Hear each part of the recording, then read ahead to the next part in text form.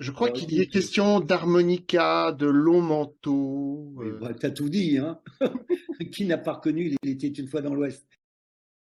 C'est vrai qu'il était une fois dans l'Ouest, il a bercé mon enfance, ce film, hein. J'ai dû le voir, je sais pas, 70, 80 fois, je ne sais plus combien. Euh, tout est magnifique dans ce film. Déjà de par le scénario, hein, Sergio Leone, euh, on compte tous ses films, hein. Tout ce qu'il fait, il a de l'or dans les mains, hein, ce monsieur. Et j'ai beaucoup d'admiration. Et c'est vrai qu'il était une fois dans l'Ouest fait partie de ces films où chaque plan est pensé, le son, la bande son est très très importante chez Léon.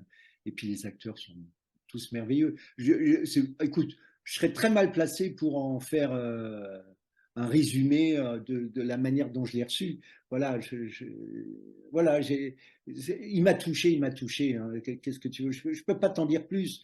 Les gens connaissent le film, donc je pense qu'il y en a des millions, des milliers comme moi qui ont eu cette même sensation et ils continuent d'ailleurs encore aujourd'hui, dès qu'ils repassent, parce qu'ils repassent souvent, je le regarde, je m'en lasse pas.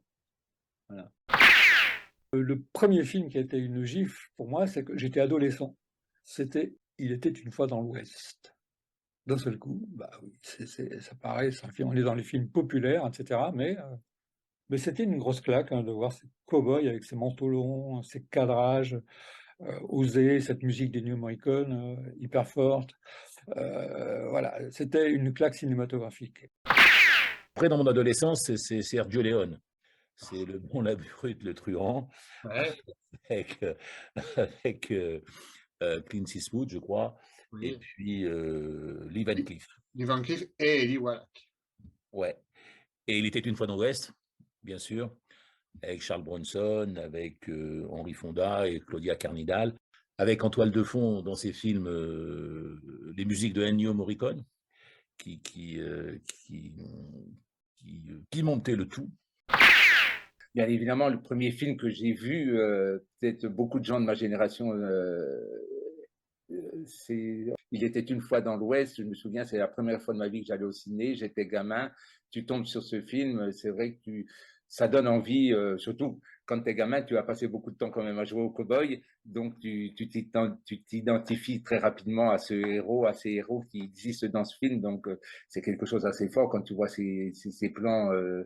Ces plans énormes, de ces gros plans de ces visages, de ces cow-boys, tu te dis, waouh, c'est quand même beau le cinéma. Almeria 68, donc c'est un sujet auquel je pense depuis 10 ans. En fait, ça évoque. Donc Almeria, c'est une région du sud de l'Andalousie, plutôt désertique, où se sont tournés beaucoup de westerns italiens et américains, parce que ça pouvait reconstituer, représenter l'Arizona, le Nouveau-Mexique ou ce qu'on voulait. Donc Sergio Leone a tourné ces westerns là-bas.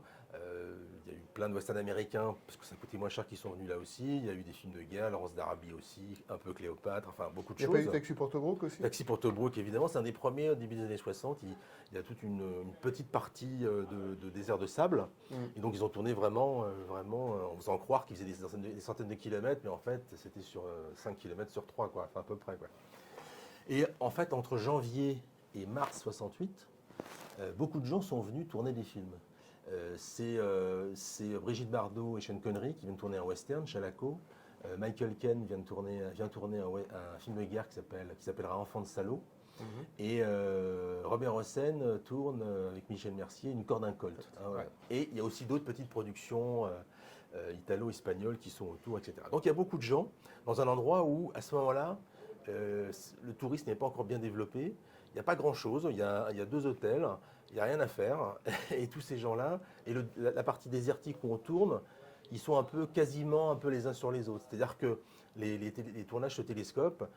Quand vous dites OK aux cascadeurs pour qu'ils partent à cheval comme ça, le OK peut être entendu sur la même fréquence par une autre, sur un autre plateau, et les mecs vont partir aussi alors que l'action n'a pas été lancée, quoi. La caméra ne tourne pas. Enfin, c'est un peu bordélique. Et dans tout ça, c'est un peu la fin des années 60. C'est-à-dire que Brigitte Bardot, on en a un peu ras-le-bol du cinéma. Michel Mercier vient de tourner son dernier Angélique et c'est un peu la fin de sa carrière. Sean Connery vient de tourner ce qu'il pensait de son dernier James Bond et il va galérer pendant quelques années. Enfin, et ainsi de suite comme ça. Et et Brigitte Bardot vient de quitter, est obligée de quitter Serge Gainsbourg parce qu'elle est encore mariée pour aller tourner à Chalaco. Et dans la chanson de Serge Gainsbourg, Initials BB, qui est un hommage, à un moment donné, il dit, elle s'avança et prononça ces mots, Almeria. Et ça veut dire, voilà, elle arrive, elle me dit, je dois partir à Almeria, je te quitte et je m'en vais. Voilà, c'est ça que ça veut dire. Et il y a des trucs complètement déments qui arrivent. Je ne vais pas tout raconter, mais par exemple, il y a Jane Birkin, qui est toute jeune, qui est en train de se séparer d'avec John Barry. Et son frère Andrew travaille sur le film de guerre avec Michael Caine. Donc elle vient elle vient avec son petit bébé, Kate. Elle est un peu perdue, elle n'est pas encore connue. Et elle est prise sous l'aile de Brigitte Bardot, qui la trouve charmante, etc. Et tout le monde l'adore, tout ça. Et après, elle finit par partir. Et 2 mois après, elle va rencontrer Gainsbourg.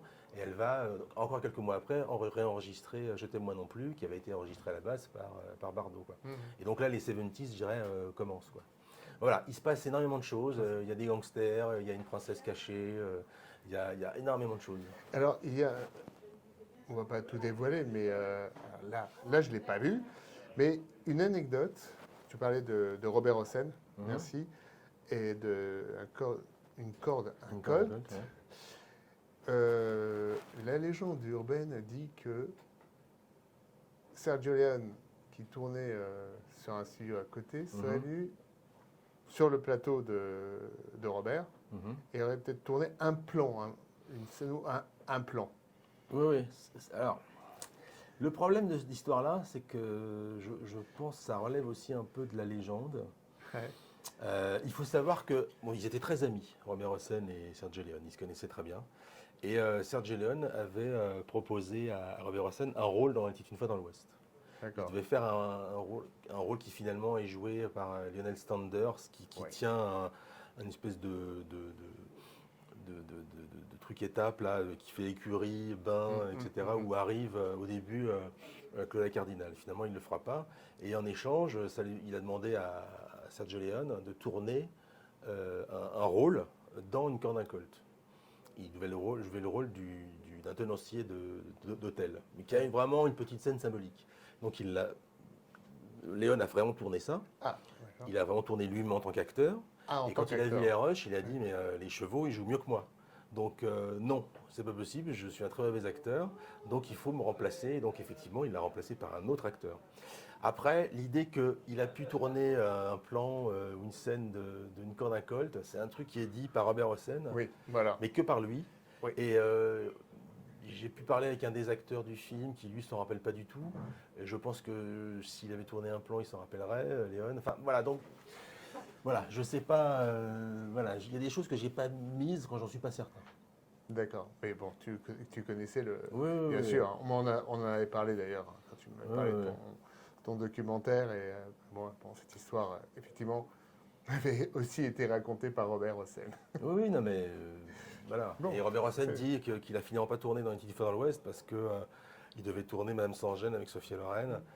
Bon, mais ça date de 61 et là on parle de 68. Donc voilà, donc il se trompait un peu dans les. C'est normal, hein, tout le monde se trompe dans ses souvenirs. Mais voilà, je ne sais pas pourquoi finalement il ne tourne pas dans Une petite fois dans l'Ouest, vraiment.